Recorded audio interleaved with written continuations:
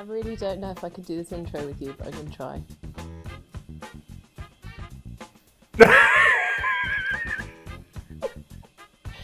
Alex Bennett-Grant. Hello. Founder of We Are Pie. All right, mate. Hello, friend. Nice to How's see it you. That's going? really weird. Right, let's get serious. Are you ready? Okay, What let's do it. does after work mean to you? When I go to the office, our office is on the Vonderpark in Amsterdam, and so there's two routes. You can go as the crow flies, quickly, or you can do through the park. So I try to walk through the park because then I can get home grounded. You take your earphones out, right? You listen to what's around you. The reason is you're more present when you get home. Yeah, when I get home and there's the kids, dinner time, picking up the kids from school, most of the time, if I don't think about it, then I'm just completely mentally absent, which is horrible. It's horrible for them. It's horrible for me. I think you've just schooled me because I think my head is still in work zone by the time they come home. It's difficult. It's really difficult. I don't know if I'm schooling you. I mean, my son, daughter schooled me with the sort of, Daddy, can you hear me? And when that happens once or twice, you sort of have to check yourself. So We Are Pie, your proposition is never settle, which is probably one of my favourite propositions just in life. How do you execute on the ideology then? We sort of spotted it in this description on Wikipedia or something of pie. And we thought, oh, that's great. All of the sort of complicated mathematical stuff is harder to get your head around, but that's really amazing. And then you fill it with all your own meaning. And the main thing is we never want to stay the same. That's kind of the spirit of it. And then, once you get into that rhythm, then it's sort of, okay, well, what do you want to change? And then once you get into change, and then it starts to get a bit easier to sort of say, okay, we want to change culture, we want to change creativity, we want to change the way we work. And it sort of just, it becomes natural. It feels very ambitious. Also, the attitude, you put it on the door, when the client walks in the door, and so they've already put their own meaning in it. And that's the best client you could work with, the one that says, oh, I like that. Of course, you want them to like the work and do great work, but if they've got that attitude, it's a good start.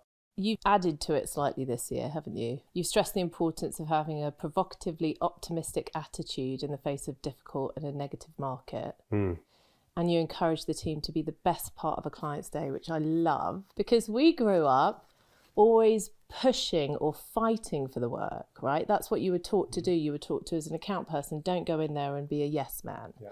But being the best part of a client's day, it says something about partnership and making things better and making clients happy because you have the same objectives. So I really love it.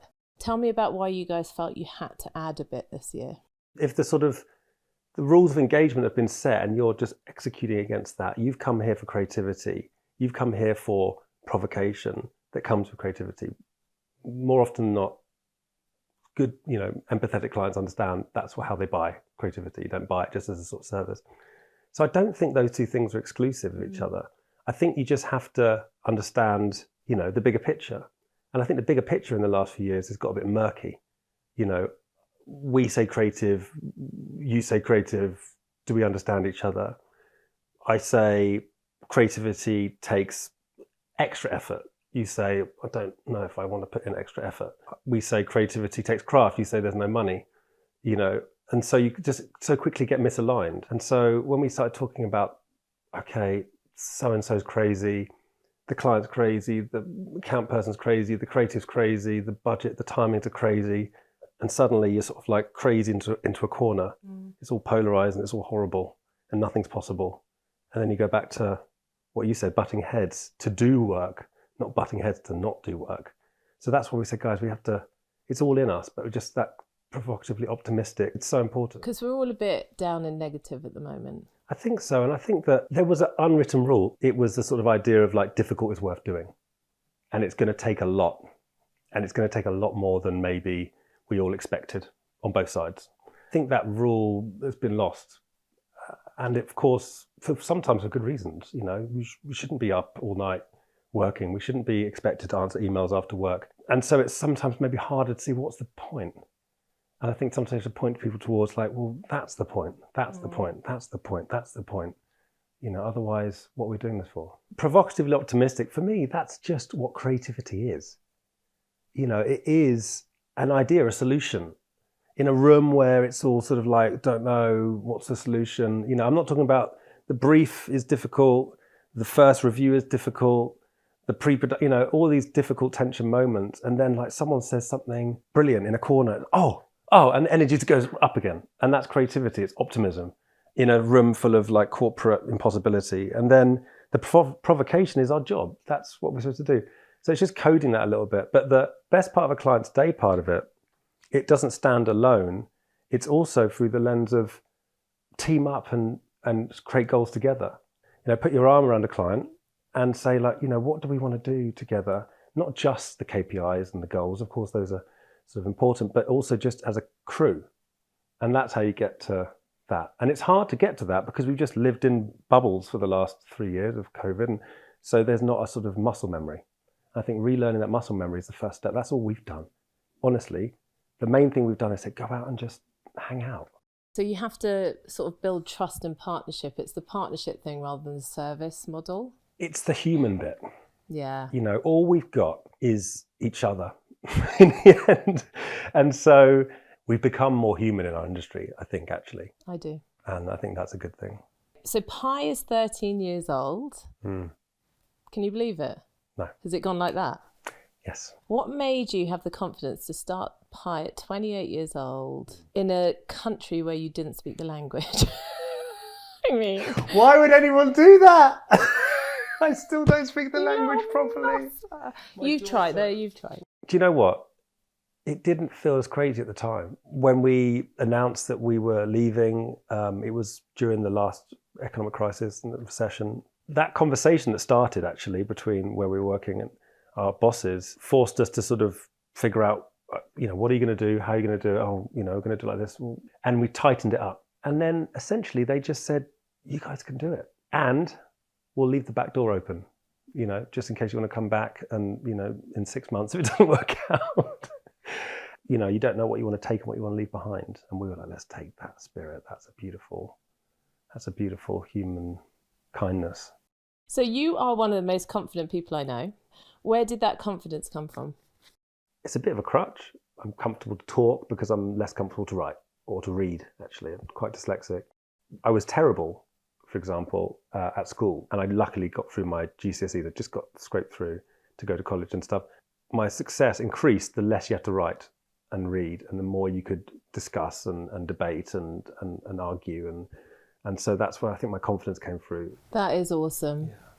Because our industry it does attract neurodiversity because we think in a slightly different way. So to be in a creative industry, you can use some of your superpowers if you're not a sort of traditional learner. Yeah. If you are neurodiverse, I would consider advertising as a great career or anything in the creative industry. I think in our industry, the more you can lean into your different edges, your weaknesses or where culturally or socially you don't really fit in perfectly, that's where you're useful.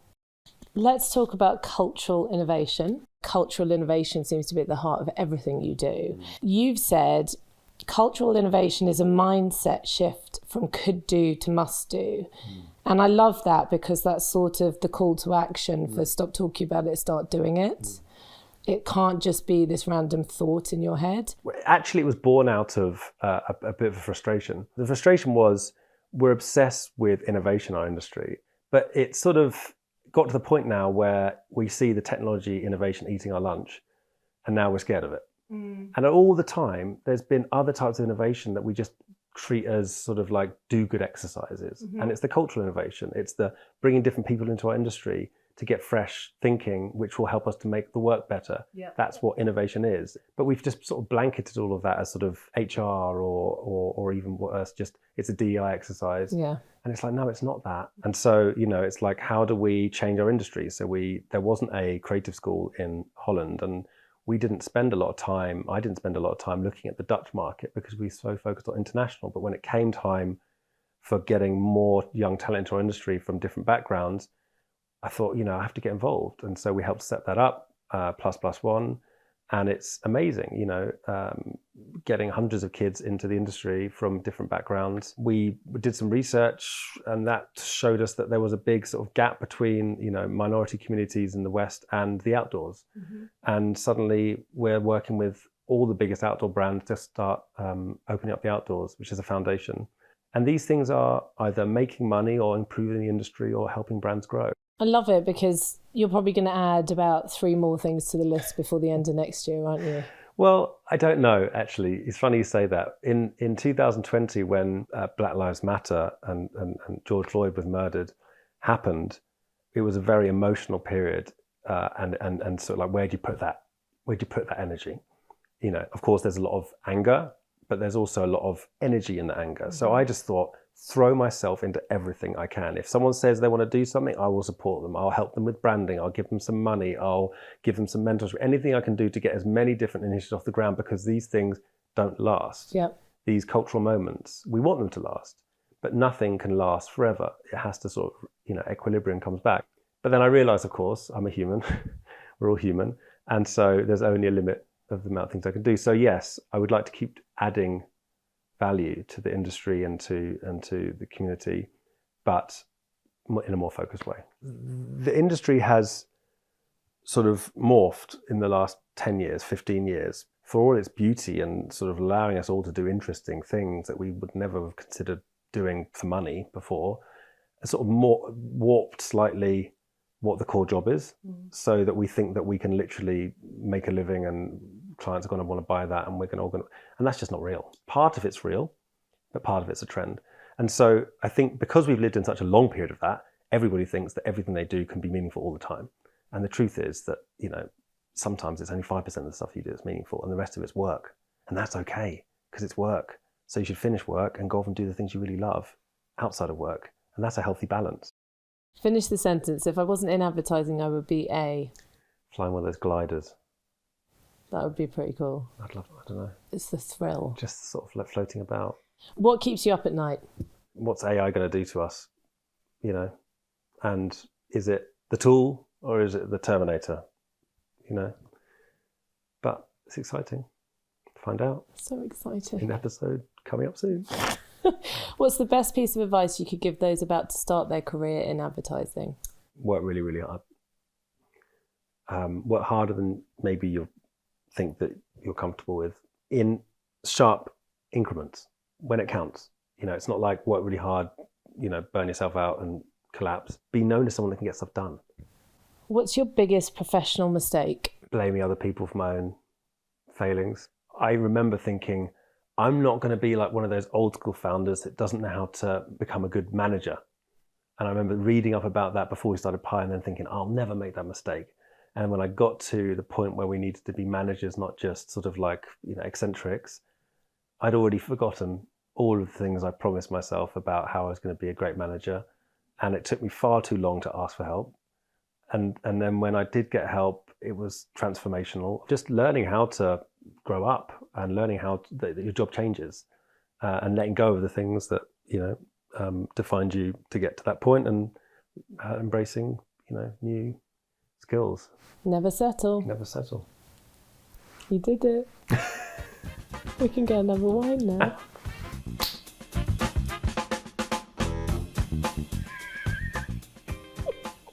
Is it real? Okay. Shh. Ready? Steady. Alex Bennett-Grant! Stop it. Whew.